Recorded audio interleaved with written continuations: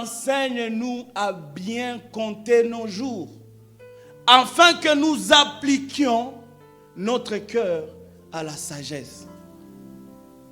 J'aime bien ce verset. Il ne dit pas apprends-nous à compter seulement, mais à bien compter.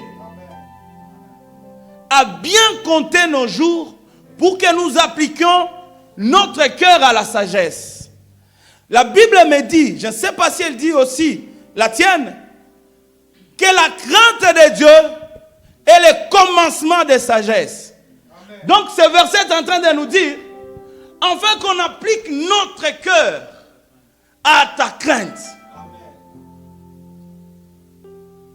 Alléluia. Amen. Que Dieu nous aide à bien compter nos jours. Et non à les compter, mais à bien compter. Pour que nous appliquions nos vies, nos cœurs à sa crainte. Alléluia.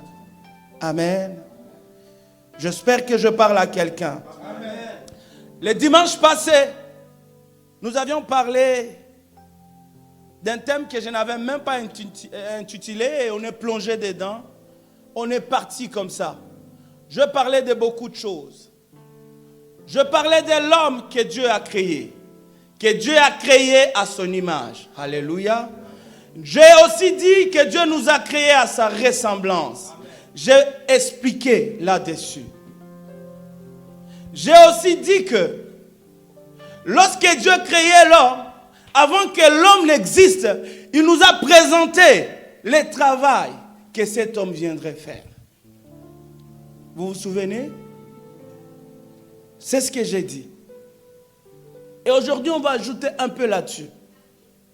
J'aimerais que vous compreniez que quand nous parlons de l'homme ici devant, on ne parle pas de l'homme comme pasteur Emmanuel. Sinon, dans ce cas-là, on serait dans un cadre de mariage. Mais on est en train de parler de l'homme, toi et moi. Amen. Alléluia. Amen. Que Dieu a créé à son image. L'existence de l'homme ou les origines de l'homme, dans ma méditation, c'est pas quand Dieu dit faisons l'homme à notre image. Lorsque Dieu est en train de dire faisons l'homme à notre image, il a déjà conçu cet homme-là. Il a déjà une représentation de l'homme qu'il crée dans sa tête. Il est en train juste de se prononcer pour passer à la matérialisation, à la fabrication de cet homme. Alléluia. Et en matière de fabrication, la partie la plus importante, c'est la conception. Tu ne peux pas matérialiser quelque chose que tu n'as pas encore conçu. Il faut que tu aies concevoir et après, tu vas matérialiser l'idée que tu avais en tête. Alléluia. Donc ici, l'homme était déjà dans la pensée de Dieu. L'homme existait déjà en Dieu. Et en Genèse, lorsqu'il dit créons l'homme à notre image, il est en train juste de les donner forme. Alléluia. Alors, nous existons quelque part, on se manifeste et puis on va réexister ailleurs. Ah, est-ce qu'on est ensemble? Amen. Seigneur. On va lire Jérémie chapitre 1er, verset 5. Et on va méditer là-dessus. Juste ce verset-là va suffire. Jérémie chapitre 1er, verset 5. La Bible est en train de dire, avant que je t'eusse formé dans le ventre de ta mère, je te connaissais. Amen. Ah! Avant que je te eusse formé dans le ventre de ta mère, je te connaissais. La Bible est en train de nous dire biologiquement, avant qu'il y ait fécondation, amen, Dieu nous connaissait déjà. Amen. Alors comment Dieu peut nous connaître si on n'existait pas? C'est qu'on existait à quelque part. Et la Bible ne s'arrête pas là. Avant que je te fusse sorti du sein je t'avais consacré prophète des nations. Alléluia. Donc l'homme de Jérémie existait quelque part. Dieu voyant les besoins sur terre. Amen. Dieu voyant, je dis bien, les besoins sur terre d'un prophète. Il fait appel à Jérémie. Jérémie, viens. Amen. Ça là, la terre a besoin d'un prophète. Et c'est toi que je t'envoie. Voilà pourquoi il dit, avant que tu ne sortes du ventre de ta mère, moi je t'ai consacré prophète des nations. Alléluia. C'est le besoin sur terre qui justifie notre présence, notre existence. En dehors de ça, on vivait déjà quelque part. C'est là que la prédication que j'ai écoutée au Day a façonné encore ma prédication. Alléluia. Amen. Nous existions quelque part. Et le besoin sur terre a fait qu'on existe sur terre. Et pour Jérémie, c'est que les nations avaient besoin d'un prophète. Donc, derrière ton existence sur terre, il y a une mission bien-aimée. Derrière la personne que je vois, il y a une mission. Il y a un objectif à atteindre pour Dieu. Voilà pourquoi, avant que l'homme n'existe, Dieu dit créer l'homme à notre image pour qu'il fasse des choses.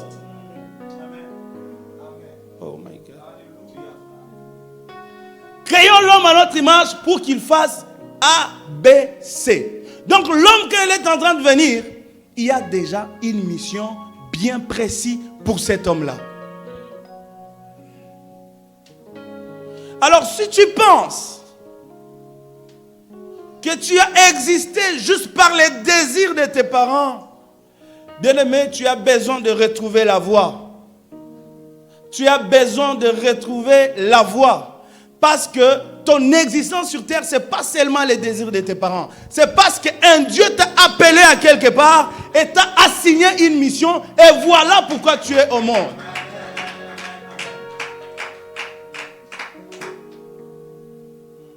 Et les objectifs que Dieu nous donne, c'est justement pour sa gloire.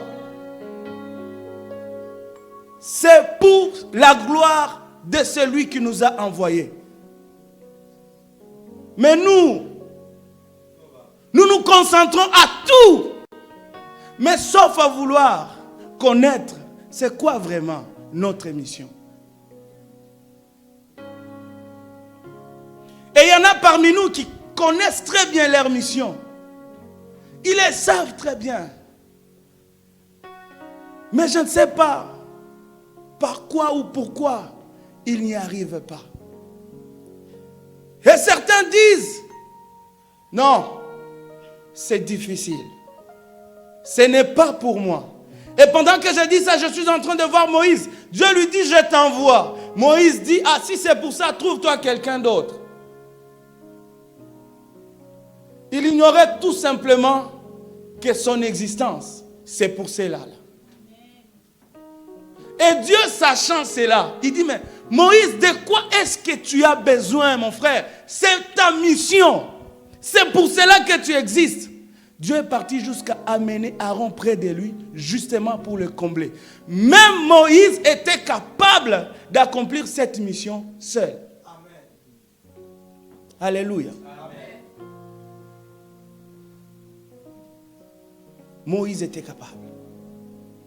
Donc si toi tu as peur parce que tu sais c'est à quoi Dieu t'a appelé, c'est tout simplement parce que tu ignores.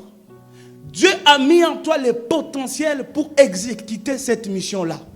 Et c'est en toi, bien-aimé. Et c'est en toi. Et c'est en nous. Et tout ce que Dieu nous demande à faire, premièrement, lui-même l'a déjà accompli et il nous a déjà vu l'accomplir. Peut-être pas dans cette vie, mais avant de venir, Dieu nous l'a vu exécuter. Alléluia. Et l'exemple de Jésus illustre bien.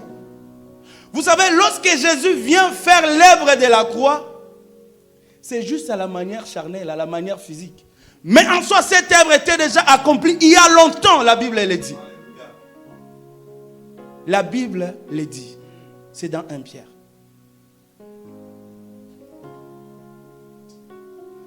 La Bible dit l'agneau de Dieu qui a été immolé ou prédestiné avant la fondation du monde, mais qui a été manifesté à cette heure-ci à cause de vous.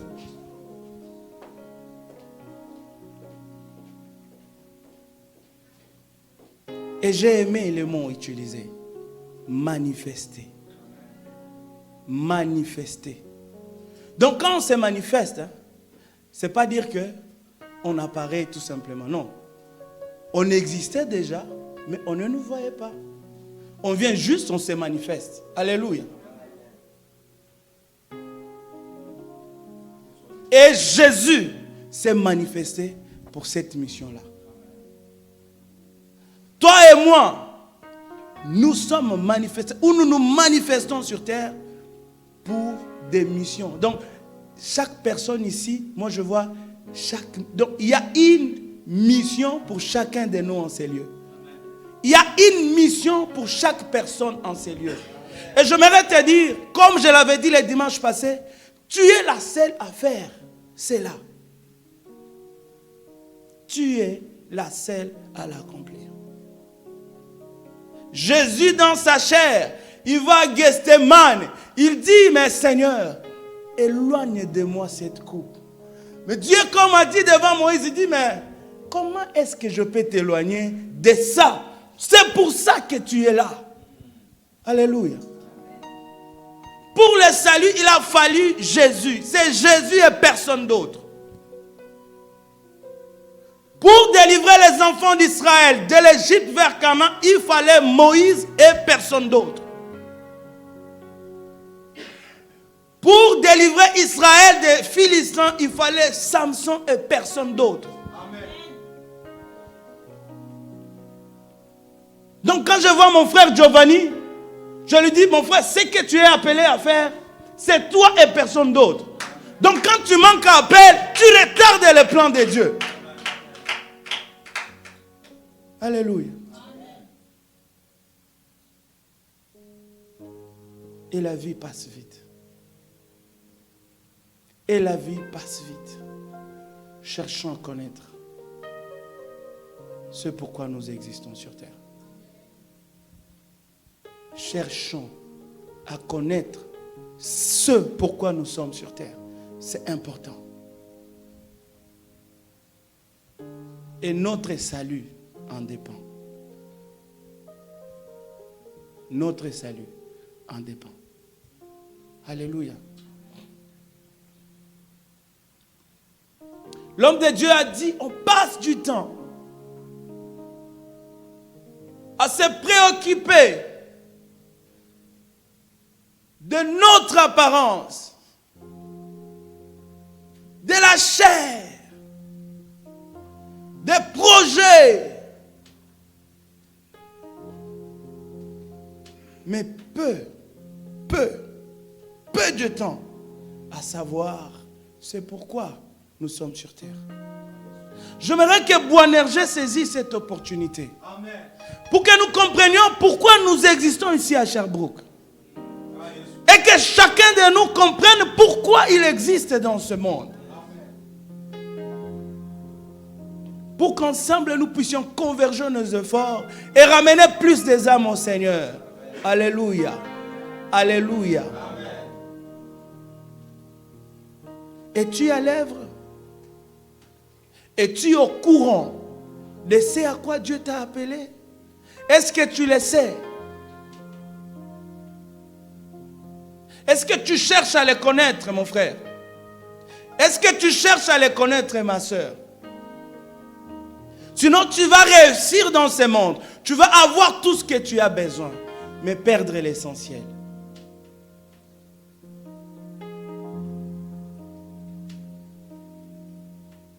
Alléluia.